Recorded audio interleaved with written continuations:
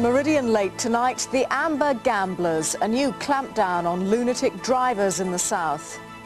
Police hunt for 3 men who abducted a woman. And the frog-eyed sprite, reborn on the Isle of Wight. Good evening. Hundreds of motorists in the south risk their lives every year jumping the lights at level crossings. But today a new campaign was launched to catch the so-called Amber Gamblers. It'll mean the installation of extra surveillance cameras. And today's message from Railtrack was clear. Drivers risk their lives and everyone else's. Railtrack's level crossing safety campaign was launched with a video called Red Runner. They're using the slogan, "Ignore the red and you could end up dead." Since April this year, there have been over 120 incidents at railway crossings in the south of England. Now, British Transport Police are testing a mobile camera at a crossing in Barnes, southwest London. It captures motorists jumping the lights and risking their lives. A similar experiment has already been held in the northeast, where the results showed just how stupid some drivers can be. This motorist jumped the lights, gambling with his own life and the lives of others. And even more horrifying, a bus with 40 passengers on board crosses on red. The safety campaign was launched at Waterloo Station by Transport Minister John Watts. The other safety campaigns that the department has run, for example on Kill Your Speed, on drinking and driving, have been effective over a number of years. And I believe that this important initiative from Railtrack will also be successful. One of the worst black spots is Poole High Street. There have been 11 incidents in the last 2 years, some involving pedestrians being struck by the barrier while trying to jump the lights. If this experiment is successful, mobile and fixed surveillance cameras could be introduced at level crossings throughout the region. Police have named the man and woman killed in a plane crash in West Sussex at the weekend. They were 54-year-old pilot Michael McGrath from Harrow and his passenger Iris White, a 59-year-old nursing home manageress from Meadow Close in Worthing. Another passenger, 48-year-old Barry Lawson from Wembley, is seriously ill. 2 British fighter planes from the Portsmouth-based aircraft carrier HMS Invincible have come under attack from Serbian surface-to-air missiles. The attack follows yesterday's massive NATO airstrike on an airfield in Croatia. The Royal Navy Sea Harriers are said to have narrowly escaped damage during this morning's missile launch. They were flying a regular combat air patrol to guard the no-fly zone over Bosnia when 2 missiles were fired at them. The attack came from the Banja Luka region in the Serb heartland. Both missiles went wide of the Harriers and exploded at about 35,000 feet. The Russian-designed SAMs are said by experts to be obsolete and no longer effective against modern warplanes. Both aircraft returned safely to HMS Invincible. Women are being warned to be on their guard tonight after 2 attacks within hours in Southampton. One woman was assaulted after she accepted a lift in a car. Just a few hours later, 2 men tried to drag another woman into their vehicle. It began at Bittern Triangle in Southampton a little after 9 last night. A young woman waiting at a bus stop was picked up by 3 men in a silver-coloured saloon car. She was driven away and, despite her struggles, indecently assaulted.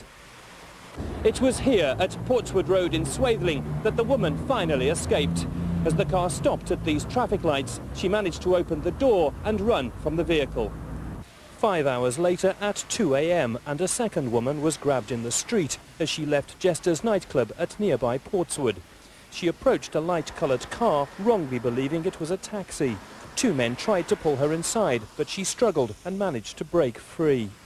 The public should always be concerned about approaching cars at that time of the night and should always make sure that it is in fact the taxi they asked for and not somebody else. Detectives have issued descriptions of the men in the first assault. All 3 are Asian. The first was around 20, 5 foot 6 inches tall, with a short beard and moustache. He was with a man about 25, 6 feet tall and stocky. The third man, the driver, was clean-shaven with a chubby face. 2 of the men wore turbans.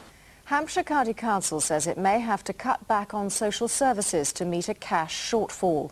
Officers say an increase in demand for services is putting an unexpected strain on its community care budget. Money which had been earmarked for other projects may now have to be used to make up the shortfall. Meanwhile, a meeting is to be held to try to end the cash crisis facing community care on the Isle of Wight. The service is in danger of collapse unless another £500,000 is found. Maurice Barton, the leader of the Island County Council, has called for a meeting with the Governor of the Isle of Wight, Lord Mottistone, and the Island MP, Barry Field. They want to present a strong case to the government. Firefighters rescued a man and a woman from a blaze at a pub in Chichester. The fire at the Fountain pub in South Street started early this morning. It took fire crews 2 hours to bring the flames under control. 60 workers at an engineering firm in Dorset have been told that they're to lose their jobs by the new year.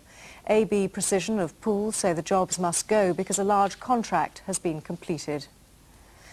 Finally, a little sports car from the 1960s is making a comeback. The frog-eyed Sprite is being made once again on the Isle of Wight.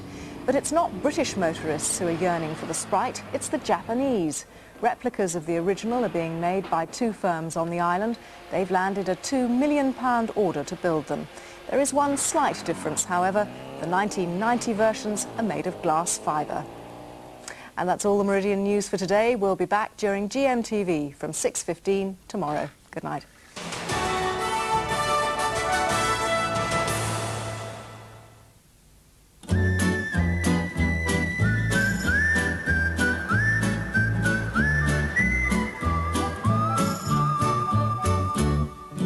Good evening. Well, we're in for another misty and murky night. If you've got to drive, be careful because there's already patches of hill fog around and that'll get fairly widespread over the high ground later in the night. Bursts of drizzle from time to time, but mild, your lowest temperature 10, 50 degrees Fahrenheit. Now, our chart for noon tomorrow shows the front still well to the north of us, still this moist southerly wind, so another generally dry day, but cloudy just about right the way through. Tomorrow morning then, a real dull start, still misty and murky, this patchy fog on the high ground, the odd spot of drizzle around, but gradually as it goes through the morning, that fog just slowly lifting up. And then into the afternoon, generally dry, good to get cloud right through, but there could be the odd spot of sun, particularly in the north and over in the east. Best temperatures tomorrow, we're looking for a warm 15, that's 59. That's all from me now. Good night.